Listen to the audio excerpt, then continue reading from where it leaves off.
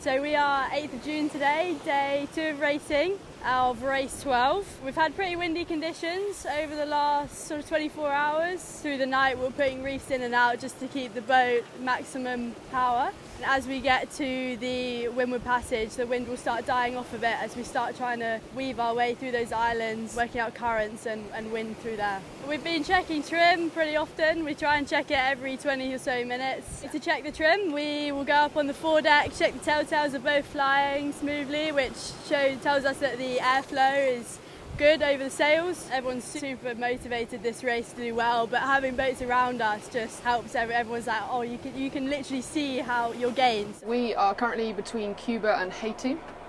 We are currently in the Windward Passage. In the future, we've got to wiggle through the Caribbean islands with our mandatory gates. At the moment, it makes sense to do the shortest route, which is through mandatory gate 3 and 5.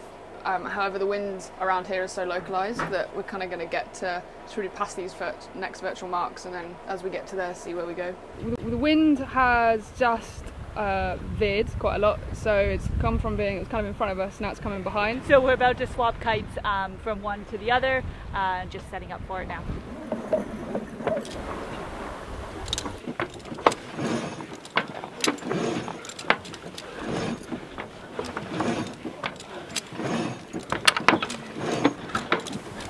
Easing. It is the 10th of June, day 4 of racing. We have just sailed past the Great Inagua Islands, so we're making our way through the Caribbean islands. We are aiming for our first mandatory gate. We're going for the middle one, mandatory gate 2.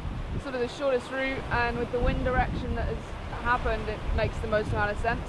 I think all of the boats are doing the same, so it's a drag race at the moment. We can see PSP on the horizon over there, so we're just trying to get the most out of the boat speeds, catch up some miles, to try and get a little bit closer to the main pack.